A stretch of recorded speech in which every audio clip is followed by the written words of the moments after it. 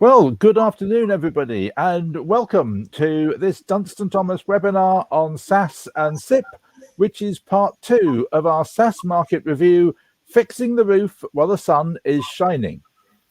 I'm Adrian Boulding. I'm Director of Retirement Strategy here at Dunstan Thomas, and it's my great honour to be your chair for the next hour. As some of you will know, I love old cars and antiques. They're often bought and sold at auction, and there's a term in the auction lexicon called bidder's remorse. Bidder's remorse applies when you get caught up in the excitement of the auction fever and you end up buying something that you now don't want. But the good thing about bidder's remorse is that it's easily sorted. You polish the unwanted item up a bit and put it into another auction. You'll pay some fees, but the important point is you don't have to keep the thing that you purchased, but you now no longer want. And today we're going to explore how the same sort of situation can apply to SSAS and SIPP. You might currently be in a SSAS and wish you were in a SIPP, or vice versa. You could be in a SIPP and wish that you were in a SSAS. Maybe this has arisen because the advisor that you used at outset dealt mostly in just SSAS or just in SIPP, and they didn't really consider whether the other might have been more suitable for you. Or maybe the advisor outset was perfectly fine, but it's your circumstances that have changed and evolved since then. So today we will explore the merits and pitfalls associated with recommending switches between mature SIPPs and SSAS schemes and vice versa. What are the circumstances which would make this switch a sound recommendation, and when should it be resisted? I'm joined today by an expert panel to help me address this. First up will be Claire Trott, who is chair of Association of Member-Directed Pension Schemes, that's AMPS to you and me, and head of pension strategy at Technical Connection. Claire brings over 20 years of experience in the pensions industry. Her career has ranged from being a financial advisor dealing with pension transfers to helping advisors deal with the complexities of SIPPs and SSASs in a post-simplification environment.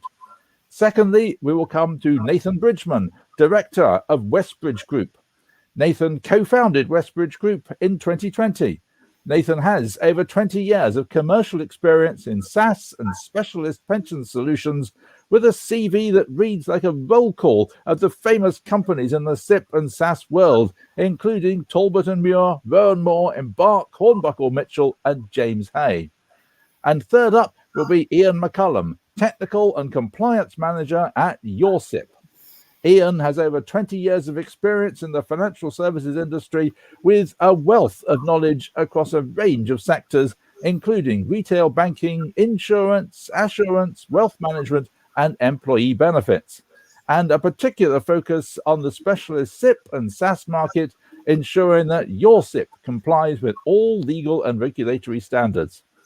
Together, we bring you over a century of experience in the pensions marketplace.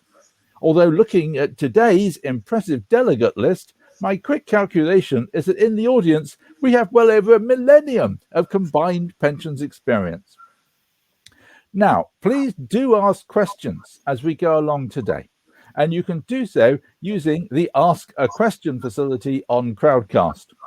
And when you look in that question box, you can vote on the questions that others have put up. And this is important as we will tend to address the questions that garner the highest number of votes. We'll take short introductory remarks, first from our esteemed panelists, starting with Claire Trott, who I will summons to camera.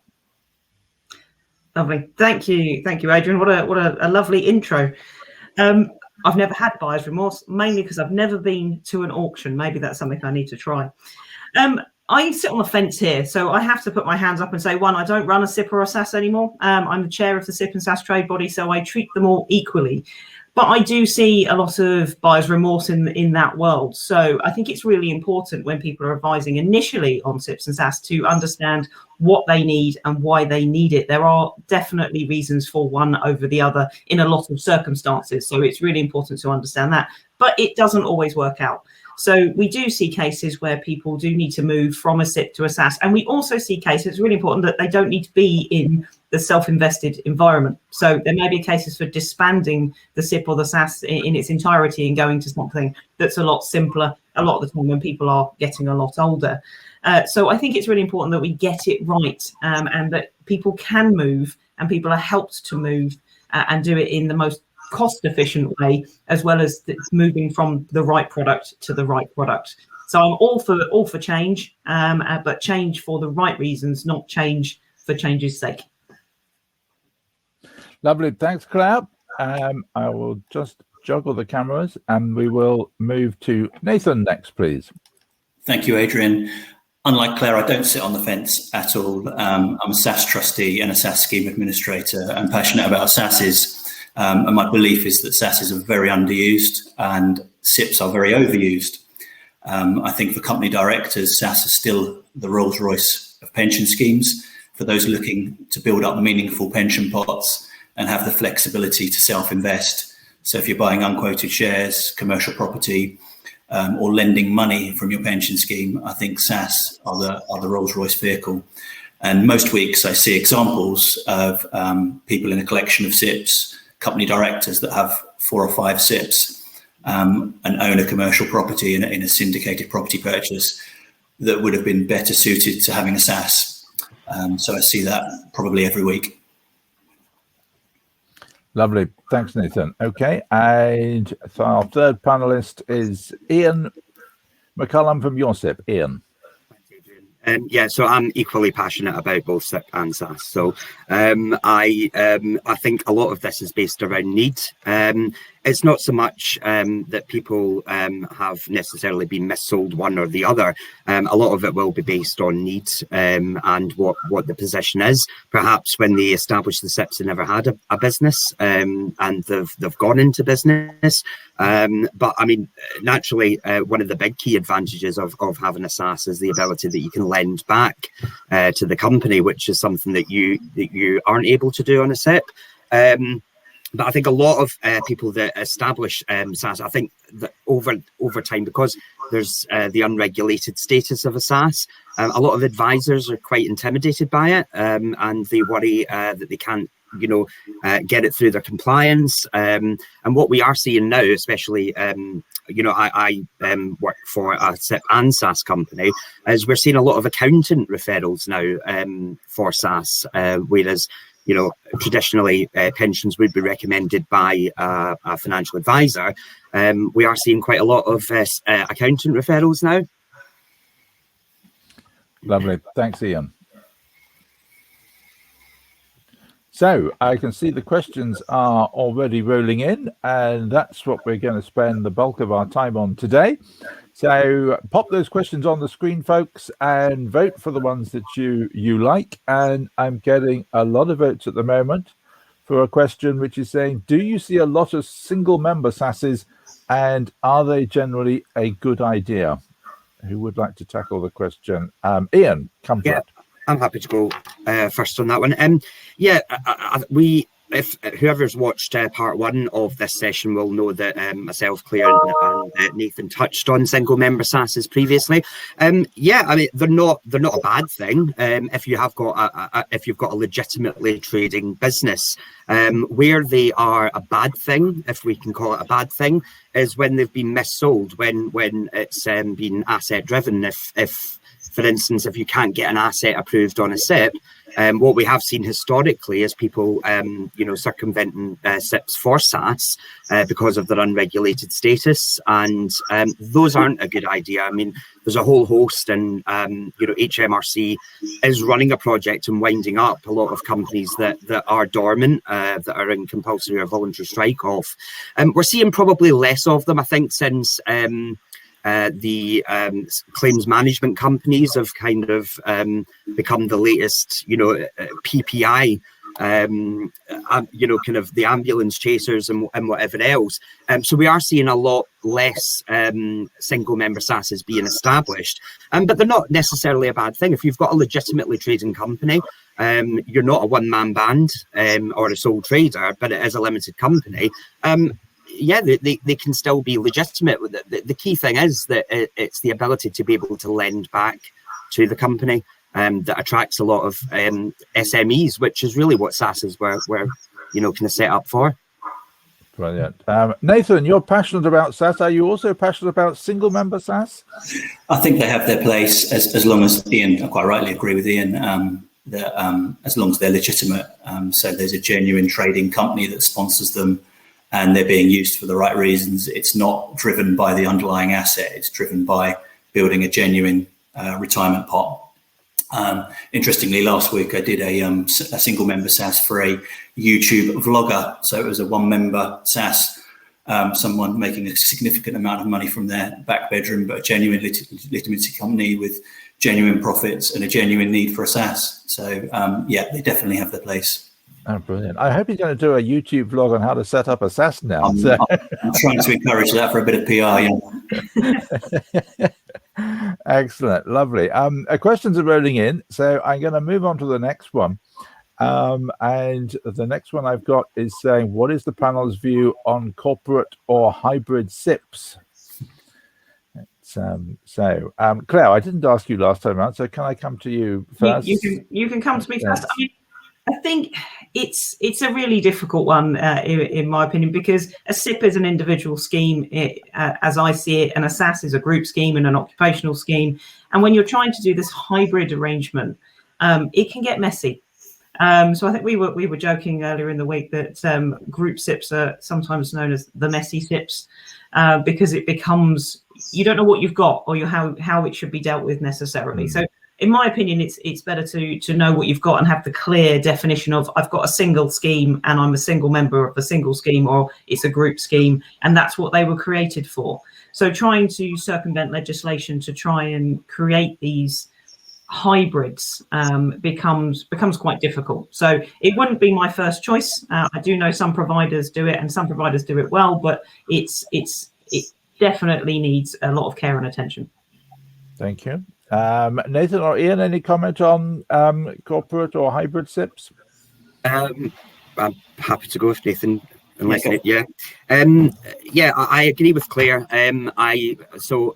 Perhaps going to cause a bit of controversy here, but I used to work in sales before, so I used to sell SIPPs, and whenever I used to get IFAs phoning up saying I'm looking for a group SIPP, my first words were, no, you're not.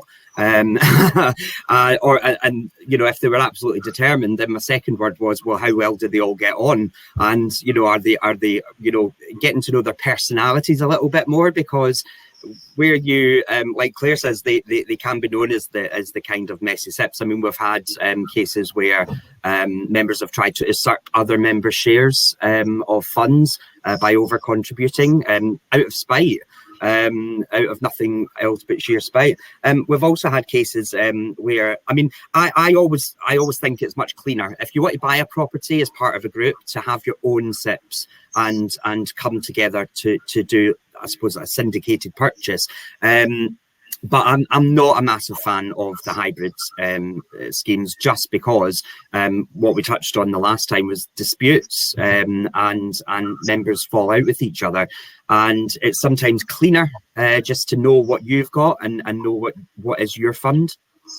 Yeah, Iain, can you take me through this over contributing concept, because that may be new to some of the people. Yeah. So what is it, and what is the danger that it's introducing?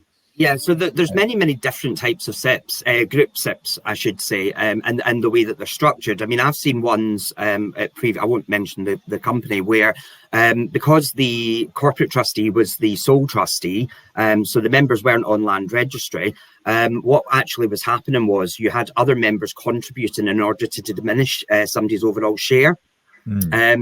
The problem with that was that there wasn't a declaration of trust put in place at the start, and that would be a good way to counter it.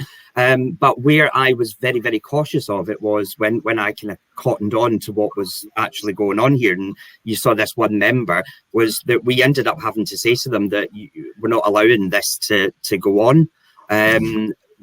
So I mean, the main thing with group SIPP arrangements is similar to SSAS, is that you can never account for people's personalities or people's grievances in the future, and this is where they do become messy. As Claire mentioned the last time, people have very, very strange recollections of meetings, irrespective of whether they're minuted. Now, even if you have agreements in place, a lot of the times, you know, members will dispute that they ever signed it, or that they ever really, that they weren't given the opportunity to seek proper advice before they signed it. So even when agreements are in place with group arrangements, there can be dispute. Yeah, and even if you've got a well-written agreement, you can still dispute it, and not spending money on lawyers' fees working out exactly what it is that it really did say. Yeah. The questions are coming in, so let's go to another one. And I'm getting a lot of votes for a question that says, "Is the big differentiator for SSAS the loan back facility that they offer?" It's, Nathan, tell me about loan back and its use as a differentiator for SSAS. Yeah, I think I think SSAS are very underused. I think loan backs are very underused. I think loan backs have two really excellent uses. One is a source of low cost finance for a business.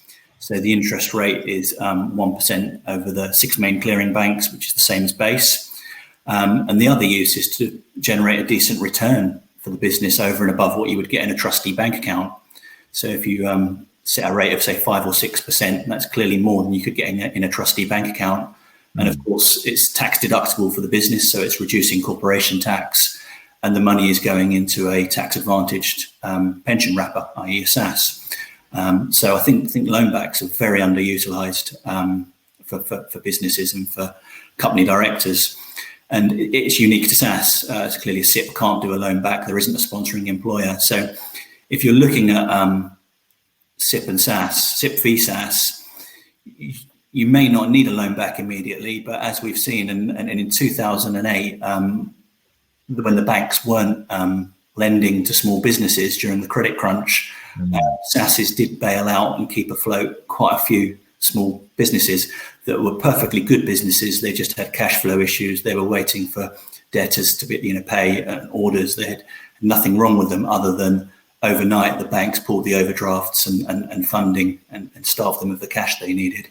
But yes, loan backs are a really, really useful tool, very underused and unique to SSASs, and may not be needed instantly, but businesses have cycles.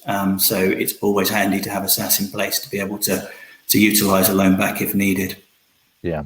So is there a covenant issue here for the trustee to be considering? Because presumably, if you have lent pension fund money back to the sponsoring employer, if the sponsoring employer were to sink, the bailout didn't succeed in keeping them afloat, presumably that money is lost to the members? So post A-Day, loan backs changed. So post 2006, loan backs became secured. So the hurdle with doing a loan back is to have relevant security, which gives both the scheme members and pension scheme protection, because in the event of default on repayments, then the pension scheme calls in that security. Brilliant. Okay. I might chip in there if I may. I mean, I think it's really implicit. This is where SSAS it's really important to have a professional trustee. The amount of mess that I've seen where people have tried to do these things on their own without the support of good trustees like we've got here that can document accordingly. The most recent one I saw was the loan. They thought the loan was secured, but the loan wasn't registered. So the first charge hadn't been registered. So HMRC had then said, well, it's not actually a loan back, and so it's an unauthorized payment. So there's 5 rules for loan backs, and you need to make sure you're doing them right. So I would just urge people to get the professional help that they need to do these right, because the tax charges when it goes wrong are horrific, and actually some of those will fall on the individual, not just on the scheme. So it's really, really important to speak to the appropriate firms to get the help. And the key thing here is it's the scheme administrator that bears the brunt of tax charges. So if you use a professional trustee and a professional scheme administrator, it's their neck on the block with HMRC. Right. Yes, and they really are sticking it up, because those tax charges can be quite high. What's the tax charge going to be on an unauthorized payment then? It could be all up to 70%. So you would see probably 55% within the scheme, and then there could be some extra charges. So it depends on where the money went as well and who's benefited from it. So the employer could be subject to it because it's in this case a loan to the employer. But if it was something was to have gone wrong and they'd lent it to an individual director, then it would be a member payment, and so there could be various charges to various people. But say the responsibility for it falls on the scheme administrator. And worst case scenario, I have to say, if you're lending and you've done some other things wrong, you could end up with a deregistration, at which point the tax charges technically add up to more than 100% of the fund, which is not what you want, because someone's got to fund the rest of that. Not at all. Right. Okay. Let's move us on again. And I'm getting. Can I just say one? Yes, Iain too. Yeah, sorry. Yeah. I just wanted to say I think this is really important, just on what Claire and Nathan have said, is the fact that people need to separate their heads, what head they're actually wearing when they're dealing with a loan back, because what you will see is that under SSAS, the member has to be a trustee, and so it's important that when the member is making a trustee decision, that they're separating themselves. They're not the borrower in that capacity, and then when they're a borrower, so it's really important, and I think this is where member trustees get confused slightly, is that they forget when they're acting as a borrower and when they're actually acting as the lender, and they need to kind of wear two separate hats. Yes, and again, as you're saying, it's really, really helpful to have an experienced advisor that can actually sit people down and take that through them and explain to them that there are two sides to the argument and they need to consider them both in turn. It's yeah, lovely. Right. A comment from Andrew in the audience that he did have a case where a charge had been created but hadn't been registered at Companies House, and managed to talk his way out of the problem with HMRC and persuade them that it was an authorised contribution. So well done, Andrew, for getting there and managing that one, because you've saved somebody an awful lot of money by getting yourself out of trouble on that one. Lovely. The question that I did have that I wanted to go to, which I will go to, which is about breaking up SSASs, and my question is coming in: what are the most common scenarios which lead to SSAS pensions being broken up today? Who on our panel would like to take that? Iain, come for it. Yeah, I'm happy to go. I've got a case like this going on at the minute that's members fall out with each other, and that's what we see quite often. I mean, it could be something as innocent as the company's being dissolved, they've sold the company, they want to just have their own individual pots and switch over to SIPPs at that stage. But the most common factor in SSAS breaking up, certainly that I see as a scheme administrator, is disputes. And that can be disputes over share of the fund. It could be disputes over nothing to do with the pension scheme. It could be disputes that they're having internally within the company that are translating through to the pension scheme. But certainly disputes are the most common reason I see people. But the difficulty is it's not necessarily seeing them breaking up. It's actually getting them to a stage where we can break them up. Because we were talking about earlier, member trustees, especially when they're in dispute, a scheme can be running perfectly well for years, and as soon as that dispute happens, they're questioning resolutions that have gone back years, and that would be the main factor, certainly, that I see. Lovely. Claire, are you seeing drivers for SSASs breaking up? I have to agree with Iain. I think that is probably one of the main drivers, but actually change of circumstance, and just that they don't need something, and it's too complex. So we do see people that are getting on, and then one of the older members are retiring, and they've started taking their benefits, and then the younger members possibly don't understand that obviously the fund's going down, and it all becomes that it's not a dispute as such, but it's a sudden realization of how it works, and suddenly they want, actually I want control over my own.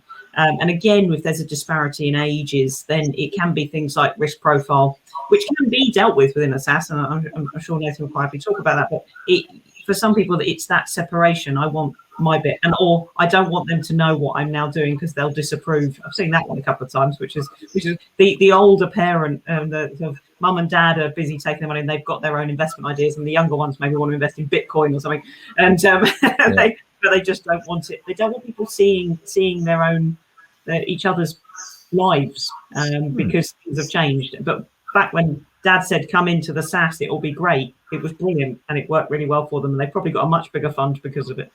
Yeah, yeah. Nathan, does that resonate with the sort of breakup scenarios that you've been experiencing? Yeah, I think Claire just touched on something there that's often forgotten. SSAS, the downside of SSAS is lack of privacy, which you would clearly have if you had individual SIPPs in terms of where are you investing. One common myth, though, is that SSAS can't be earmarked. You can actually earmark within a SSAS. You can have, more commonly, a SSAS is a pooled fund, but you can earmark and you can have different strategies, investment strategies for income drawdown. But the most common thing I see really for a breakup of a SSAS is amongst mature SSASs. So obviously every business has its life cycle. In our book, we've got SSASs that go back to the 1970s. So you've got a position where maybe they're unviable now because they've become so small, so much income has been stripped out by the members that, let's just say, the fund size has got down to 40, 50,000 pounds with SSAS fees, professional fees. It doesn't really warrant having a SSAS. It should be probably moved into SIPPs or personal pensions for a lower cost environment and for individual investment strategies. So it can be anything. It could be that the loan back has been paid off, so you don't need a SSAS anymore because you just don't need that requirement. So there's a whole host of reasons why you would, but there's often SSASs are broken up prematurely. So often a SSAS can accommodate most things that most people would want to do. But there are scenarios where it's the right thing to do and there's a better fit out there for the individual circumstance or where they sit now. They needed a SSAS at outset, but it's no longer required at this point. Yeah.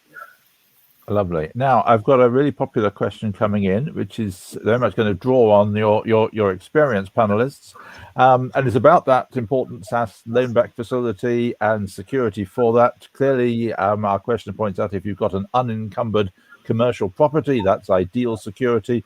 But what else does the panel see as an appropriate security for a SSAS loan? I'm going to defer to our SSAS providers because I don't get to choose those things. I'm going to keep this one short. I think the only one, I think this depends on a company's attitude to risk a lot of the time. There have been cases where it's been considered that perhaps a second home that's unencumbered could be held. I am dubious. I'd be interested to know what my fellow panelists say. There's two aspects to this. Does a SIPP or SSAS company want to get into the realms of kicking a family out of a home, be it a first residential home and a second? I just don't think the PR would be very good for that.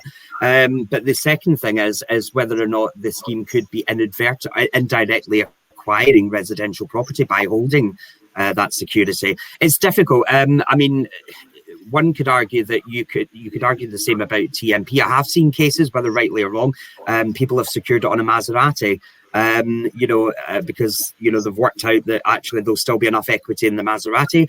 Again, we're getting into taxable movable property there, and that security could be damaged. I mean, somebody could steal the car, and then where is the security? So for me, I'm most comfortable with unencumbered commercial properties, because the thing is that if a property is mortgaged, then the bank are usually going to have a first charge anyway, so the bank are going to get first dibs. So that would be certainly our level of comfortability around that. But I have seen other cases where people have secured it on intellectual property.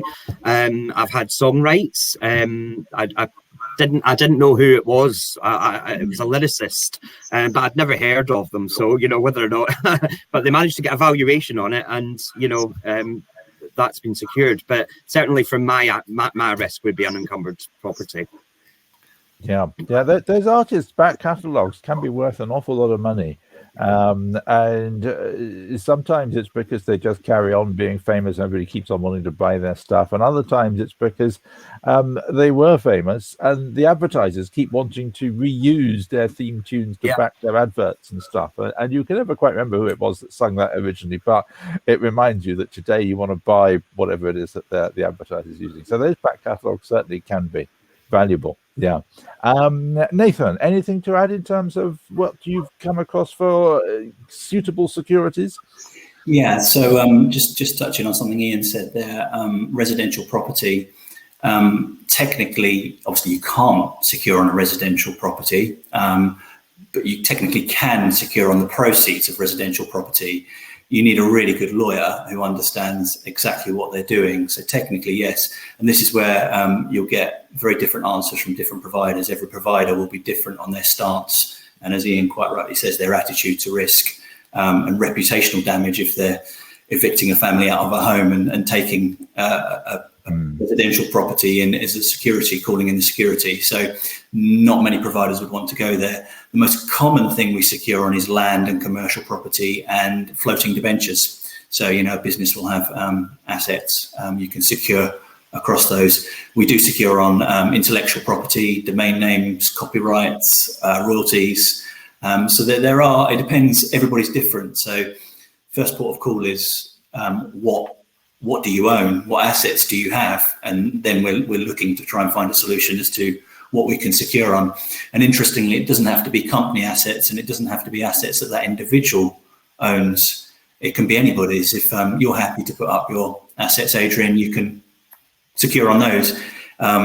So yeah, you can be anybody's assets, company assets or personal assets. It doesn't have to be the scheme members' assets. So it's just as long as there's a first charge of relevant security and that pension scheme can take in the event of default. Yep. Right. Lovely. Okay then. While we're on property, there's one here which is very timely. And the questioner says, part of my pension is in a unitized property fund that the manager has closed and is selling up properties and returning cash over the next couple of years. Is this a problem if I'm trying to transfer from SIPP to SSAS or vice versa? I can't think who they could possibly be thinking of, but obviously this fund manager must begin with A. Any thoughts on if the client is invested in a stuck property fund that's closed and is going to wind up over a couple of years? It could, in all honesty. It depends on whether or not the receiving scheme is willing to accept it. So probably SIPP to SSAS less so. And can you re-register in the name of the new scheme? I mean, there's lots of bits and pieces. What could be, some providers will let you leave that particular asset and transfer other things. But that then causes problems if you're taking an income, so you can't partially transfer something that's in drawdown. So there's various issues surrounding it, but there's also various fixes that people can do. And speaking to the providers is the first port of call if you're looking to try and do anything. The one you're with and the one you're looking to go to understand what their restrictions might be. So we have seen this before. I think that's the thing. This isn't the first time this sort of thing has happened, and providers are much better prepared for this sort of stuff now. I mean, I think back to 2007, there was a lot of chaos because we'd never seen so many frozen assets, and so I think now providers are more flexible and more willing to take things because they do know they will come back to life, and the money will hopefully flow back to the client. In some cases, we know they don't, but we do hope it would. Yeah. Iain, Nathan, anything to add on frozen assets? I think Claire's covered most of it there. I can't really add anything. Yeah, it's as Claire says, it doesn't necessarily have to be this particular unitized property. There'll be suspended funds within portfolios that advisors. I've got one case going on at the minute where the advisor wants to transfer to a lower cost wrapper. However, we've got a suspended fund that can't be re-registered. So we're kind of left holding the baby a little bit. I mean, it depends on the provider. I mean, some providers will be quite hardline and they'll still charge you an annual fee. I mean, we tend to take a more pragmatic approach to it. We would kind of, if it wasn't really going to cost us greatly in administration time, we'd probably sort something out for the member so that they're not paying for the new wrapper and paying for the old one, because, it kind of defeats the need of moving to a lower cost wrapper if you're still paying for the old one as well. So. Yeah, thank you. Right. I'm getting questions coming in around lasting power of attorney, which we touched on last time, but I know it's a very vexed question, so it's well worth touching on it for today's audience. And the question is, what are the main concerns or problems around lasting power of attorney in both SIPPs and SSASs, and is one more complicated than the other regarding LPAs? It's a very technical one, Claire. So can I come to you first? Well, you can come to me. I'm not an expert on lasting power of attorneys, but there are definite issues when you're regarding being a trustee and making decisions. Because if you're thinking about a SAS, then the attorney would, there's a short-term option, as I understand it, to make decisions, but they couldn't take over the trusteeship of the member. So that can be a difficult issue. Whereas if you've got a SIPP, then you can take direction from the power of attorney. That's slightly different because they're just giving direction and they're not actually becoming a member. So there are different areas. What you might, the issue that you're likely to have is, if the lasting power of attorney is being enacted and they're acting on behalf of the SAS member, then how can they wind it up? So it's preempting things like this before they might have lost capacity to make sure that that's sort of thing that's being dealt with. And I think it's back to some of Nathan's comments about mature schemes and understanding what could happen in the long term and taking a decision when it's appropriate and things can be done rather than waiting until it causes a problem, because the scheme administrator's hands are quite often tied as to what they can do. It's very legal and can be a bit of a nightmare, in all honesty. Yes, I mean, that really underlines the importance of having a professional relationship here and having a professional that keeps an ongoing watching brief on a scheme with regular reviews, so that these items can be addressed, as you say, before they become a problem. Nathan, lasting power of attorney? Yeah, I think one of the key things here is if you're with a provider that has an up-to-date trust deed and rules that can accommodate and cope with powers of attorney, because they have become more and more used, more popular. So it really does also depend on the trust deed and rules and having them up to date. As Claire said, some of the older SSASs and some of the legacy stuff, that's where you often run into problems with accommodating and coping with powers of attorney.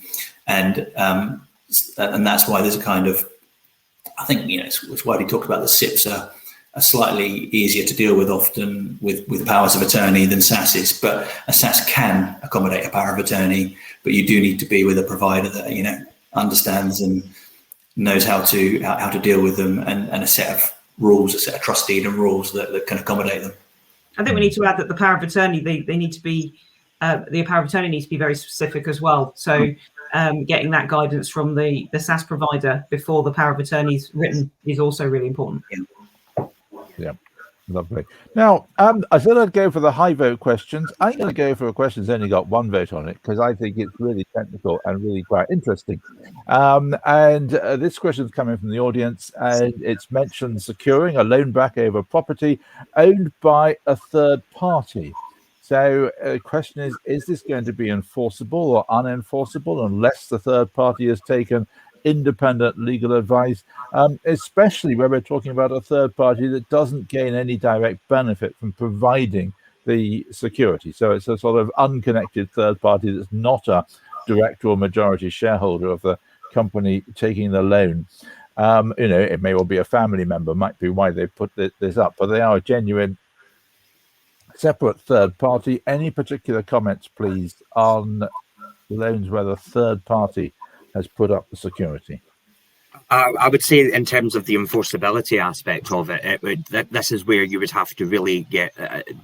Definitely, the third party would need to take independent legal advice on this, but I would be expecting the solicitor acting for the scheme to be, liaising with all parties in a really kind of cohesive way there, because the enforceability will depend really on the contract, and I'm assuming that in this particular instance that they wouldn't have just secured. You can't secure something without somebody's permission, so conversations and agreements would have to really be have had, and it's how those are documented and the legal advice that's being taken. But we would expect a more joined up approach in those kind of cases. Yeah, I think it's really interesting whether people really understand, what they're signing for and what they don't sign for. There was a survey that came out at the beginning of the week in one of the peer-to-peer publications, and they had found that 25% of company directors that had given a personal guarantee attaching to a loan that their company had borrowed didn't understand that that was their personal money that would be grabbed, were the company to go down.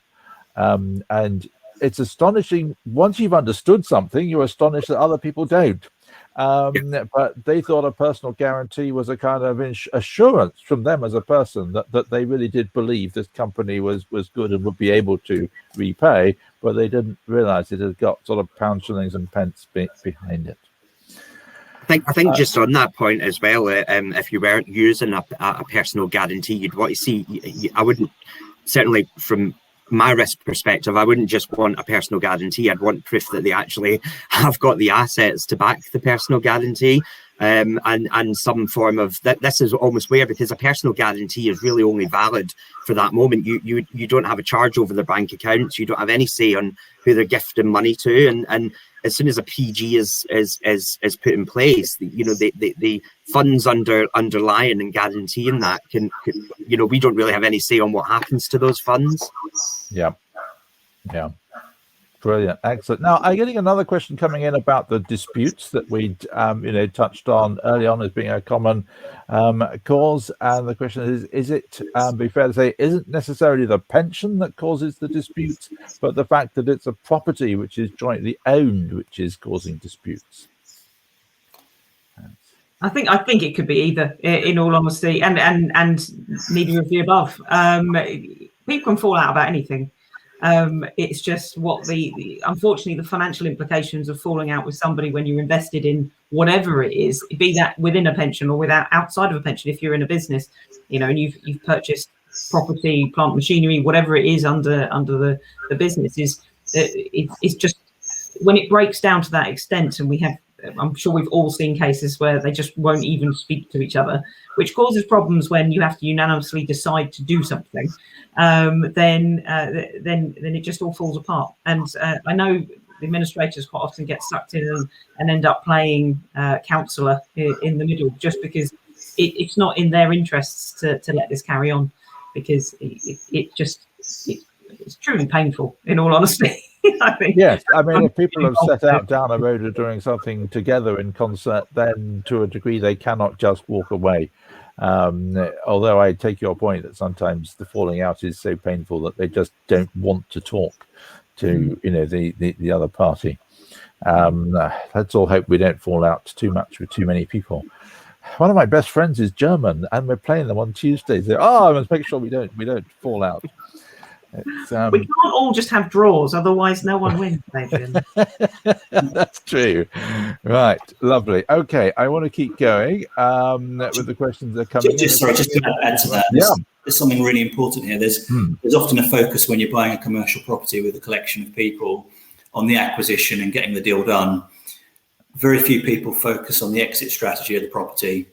So a lot of people miss that they should really have a declaration of trust in place to say what happens in the event of death, divorce, or people wanting to sell their share, who gets first refusal and at what agreed price. And I think, it's a very simple document that a solicitor can draw up, but it doesn't half save a lot of hassle later down the line. So really, really just as important as actually the property acquisition, and something that's missed is the exit strategy for a property.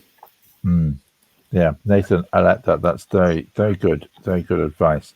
A question is coming in. Do you regularly deal with SSASs that earmark assets to certain members of the SSAS, and are there any particular implications when earmarking has been used?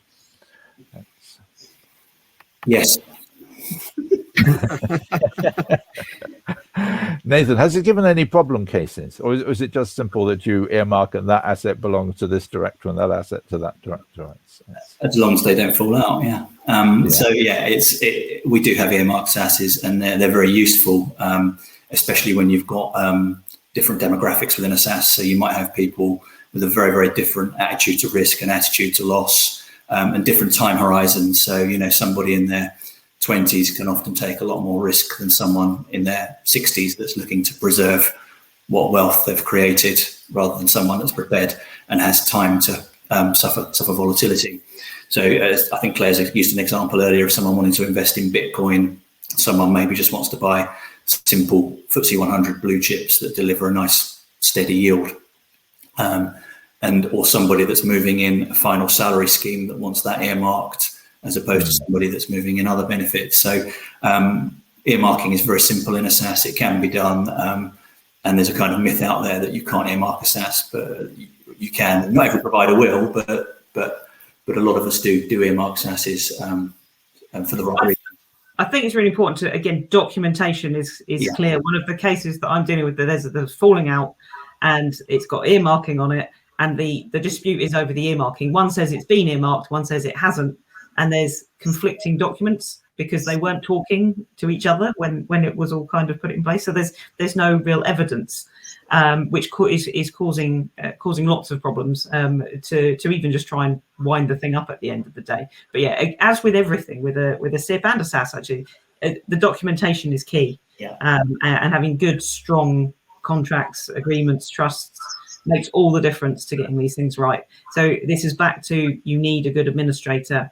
Lots of the problems that we see are people who've done it on their own, that they've seen it, thought it worked really well, taken a sort of off-the-shelf trust deed and tried to do it themselves, and then it goes particularly wrong because there's no professional help for them. A good trustee will have a trustee minute, trustee resolution. There'll be full audit trail, and that, as Claire says, it all comes back to audit trail and documentation. If you've got that and you're using a professional trustee, there shouldn't be any issues. Yeah, I agree with that. And I think, again, it underlies the fact that you want a professional that's keeping a constant eye on things, because sometimes, you really do need to update that trust deed and, bring it up to date with either where the law's moved on to or where the company's situation has moved on to. Lovely. Right, now, here's a toughie coming in. What is your view on takeovers of a distressed SAS? Would you take over a distressed SAS regardless, or are there times where you would walk away from it? I'm happy to go with that. So it depends how the SAS has been reconciled, how the documentation has been come. Again, this is down to a company's attitude to risk, and not necessarily just risk as a whole, but also administration and labour, and whether or not that is actually our bag. I would probably, if we got a distress, I'd probably palm it off to Nathan. If I'm being honest, I'd probably say that is probably more his bread and butter. Is sorting out the kind of distressed aspects, and I think this is where providers can actually share. There's enough of the market to go around, and it's about understanding what is your bread and butter and what is somebody else's bread and butter. We would have a look at the SAS. We would do it as a courtesy. We'd have a look. We'd want to see how it's been documented. But then a call has to be made whether or not, is this really, is it too labour intensive for us? Or would it be better going to a specialist SAS provider who, perhaps has the not necessarily the more capabilities to do it, but it's probably going to be more value. Yep, lovely. Nathan, do you get distressed SASs coming your way, needing to be rescued? Yeah, we sort of offer a SAS surgery, and I think one of the aspects to look at here is the legal entity and how the SAS administrator is structured, because there are SASs where there's scheme administrator and professional trustee, and there are SAS trustees that are practitioner only and therefore don't have the liability for tax charges, therefore may be able to look at schemes that a scheme administrator wouldn't be able to administer and take on, because they can consult and advise on that basis. I was hoping to send my distressed ones to Iain, so that's just flawed my thinking. But in there first, Nathan, sorry. Yeah, I can see a few flying in opposite directions later on. Yeah, splendid. Okay, we're into our last 10 minutes because we do like to, finish promptly at 1 o'clock here. And I'm looking at questions coming in. And a question has come in. To what extent do the panel think that SSASs are more for people who want to run their own pension, whereas SIPP is for people who are happy to follow whatever restrictions is set by the SIPP provider? Yeah, I'm happy to answer that one quickly. Yeah, so this would really depend on whether or not, I mean, if you're in a SIPP, you're not really running your own pension scheme. Now that goes for whether you're a member trustee or whether you're whether the professional administrator is a sole trustee. You're signing up to a contract where you will follow the SIPP provider's rules. SSAS, all members have to be trustees. The thing is, I think there has to be a clear differentiation. A SIPP is a personal pension and a SSAS is an occupational scheme. And it should be driven really by need rather than by any other factor. Yes, you can run your own pension scheme. As I mentioned in the previous session, you don't legally required to have a professional administrator. But if you're going to be paying somebody those fees, then you're actually paying for somebody's expertise to guide you because you don't have the necessary expertise to do it. So I would say it has to be really driven by need. And when I say that, what I also extend that meaning to mean is that you're putting your trust, the clue's in the name here, you're employing a trustee, you're entrusting your pension fund. It can't be a case really, and this is what we see unfortunately quite a lot is the tail wagging the dog, and this is where we tend, and you will find that SIPP and SSAS professional administrators won't let them make outlandish decisions, but the dangers, and what I would say to the advisory community watching is that the dangers that you have with SIPP or SSAS, unless the trust deed and rules have been written in a particular way, is that a member can refuse, if they're member trustee, to sign off things, and that can actually bring the pension scheme into disrepute. If they're not willing to sign off for last demands, or and court action is going to be taken for the pension scheme. So there needs to be more analysis as to how a SIPP is structured when people are recommending it, as opposed to just looking at what one's the cheapest. Yeah. Right, now I have a question here. It should be a nice, short, snappy technical question.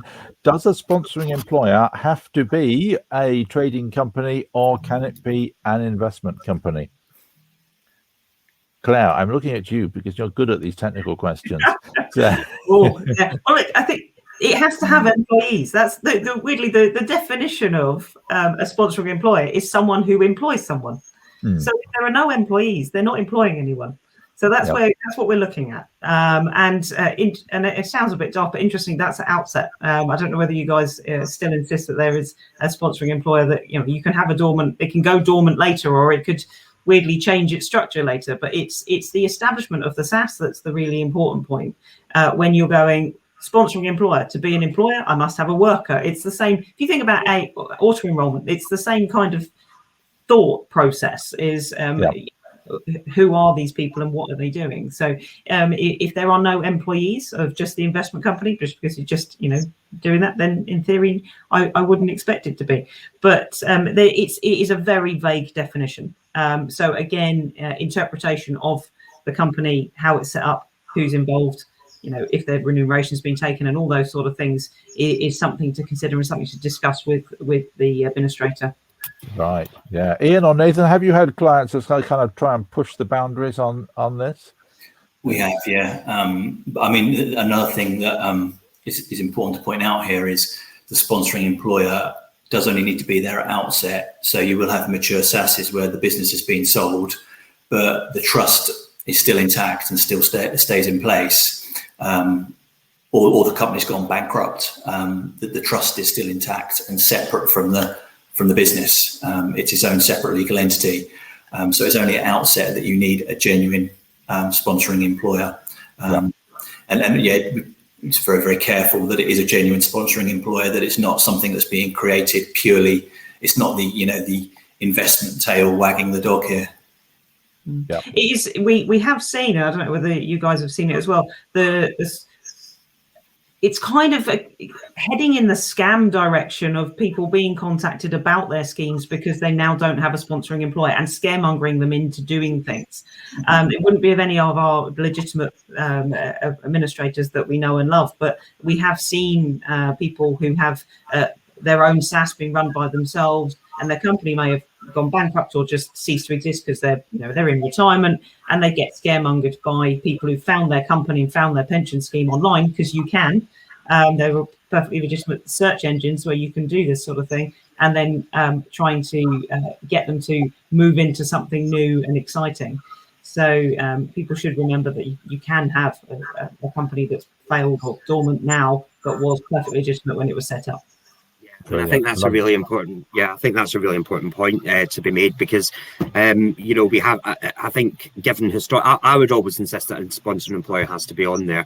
I've seen too many cases historically of the one-man schemes that we've spoken about before, where people have been hoodwinked into setting up companies, and then they're questioning that, they didn't even realise they'd never been a company director before, and they don't even realise that they actually, are a director of a company. And this is where HMRC has become quite alert to a lot of these companies and that are in compulsory or voluntary strike-off now.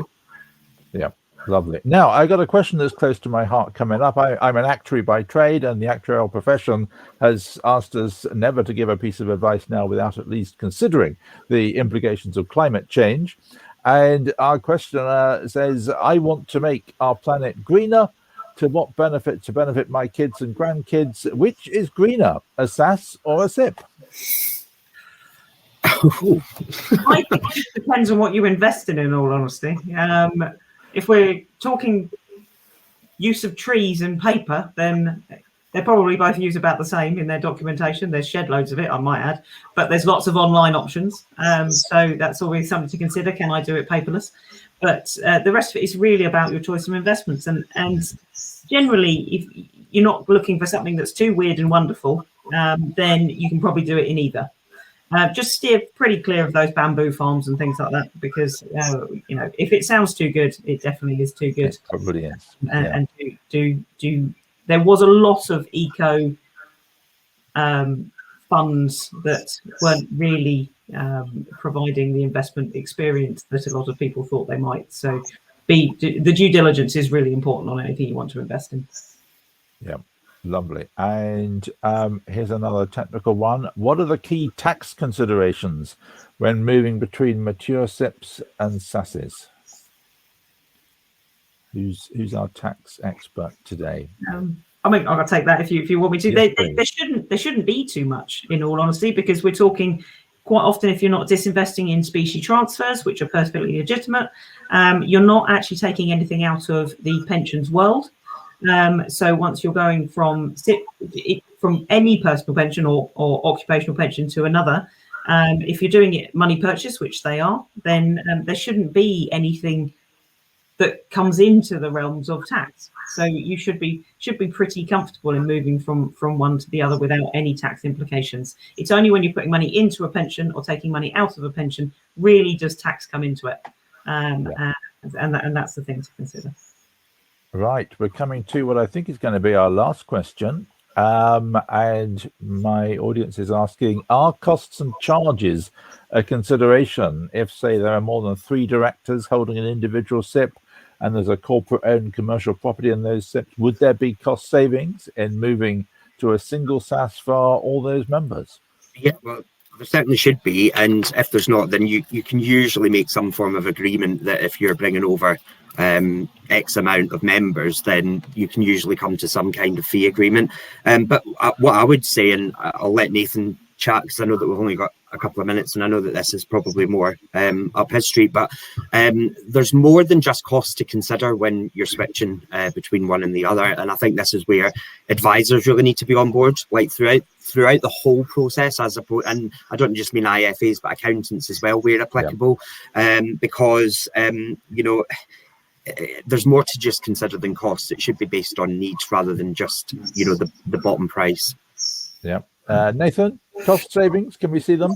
Yeah, certainly, because you're running one scheme first and foremost, so it's just one trustee scheme administration fee, rather than if you're running 4 SIPPs, you've got 4 times, but you'll also have 4 times the property charges, conveyancing fees if you're buying a property. If you're doing a loan, if you're borrowing to buy a property, then you might have 4 loan agreement fees, arrangement fees. So there's significant cost savings from running one scheme and transacting through one scheme. And as Iain quite rightly says, it's about need. There'll also be, in terms of reporting, a lot more simplicity for running one scheme. So you've got one sheet of paper rather than having four separate schemes and the bureaucracy involved in that. So yeah, there are considerable cost savings, and I do spend quite a lot of time moving existing SIPPs, so maybe 4 or 5 SIPPs that collectively own a commercial property, into one SSAS, and in that scenario, crude figures, but 4 or 5 SIPPs could be costing £4,000 or £5,000 a year collectively. If you move them into a SSAS environment, typically you will halve the costs. The other thing to consider here is who pays the fees, because in a SSAS environment, it's usually the company that pays the fees, which is tax deductible, thereby saving corporation tax and VAT, reclaiming back the VAT. So there's, again, crudely speaking, there could be a sort of 50% saving on the fees there by the company paying, rather than taking out of a tax efficient environment, which is the SIPP. So there are advantages to a SSAS. Of course, I would say that. So in the interests of balance, I should probably just pass to Iain for the final word on that and represent the SIPP argument. Yeah, I completely agree with you on that one, Nathan. I've got nothing really more to add. Lovely. Yeah. Okay, thank you. Claire, a final word on costs, or have we got that, do you think? No, I think you've got it down there, got it nailed with that one. Brilliant. Lovely. In that case, it's time for me to move on, because we always try and finish punctually here at Dunstan Thomas. So I will bring this fascinating session towards a close. The big takeaway for me is that the next time I meet someone looking enviously over the garden fence, thinking the grass looks greener on the other side, wishing they had a SSAS and not a SIPP, or a SIPP and not a SSAS, then actually it is quite feasible to move from one to t'other. Just make sure you use an expert advisor to fully comprehend all the details. If you've enjoyed today, then you might like to come again next month, when on Thursday, the 22nd of July, we will return, same channel, same time, for another webinar with a completely fresh panel, this time focusing exclusively on SIPP. We've called the webinar Flexibility, the Opportunity of SIPPs. There's a link at the bottom of the page at the moment, but alternatively, Alex will email you that link later on today anyway. All that remains for me now is to thank our 3 panelists, Claire Trott, Nathan Bridgeman, and Iain McCallum, for kindly coming and fearlessly answering all those questions that you have sent in, and to thank you, the audience, for coming and spending your lunch hour with us. And finally, to wish everybody here a happy and productive afternoon. Thank you very much for coming. Thank you. Thank you.